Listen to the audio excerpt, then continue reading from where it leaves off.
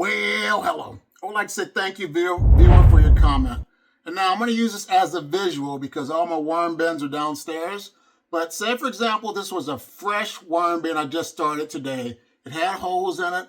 I had fresh bedding, and I added some grit and a little bit of food scraps, and I put 100 worms in there. How this would work, over time the worms would start eating the bedding and the food scraps, and they would poop out castings. So the castings would start to accumulate, and I would add fresh bedding, and the worms would keep going up and leaving our castings down below. And that way, the worm population would keep thriving due to the fact that there's food and a healthy environment.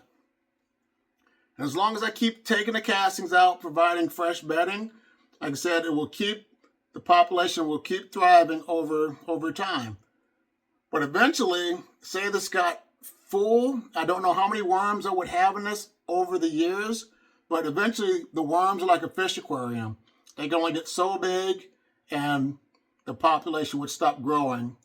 So the reason I would split my bin is because I would want to start over and have more worms started to increase the population of worms.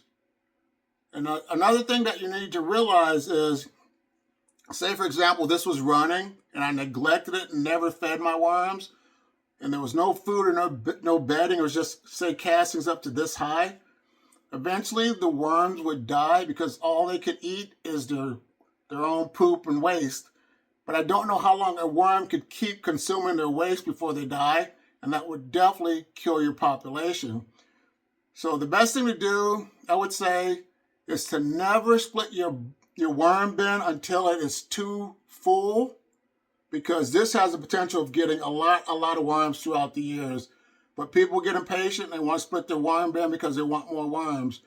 But here's a video if you want to know how to make your worms grow fast. I'll see you in the next one.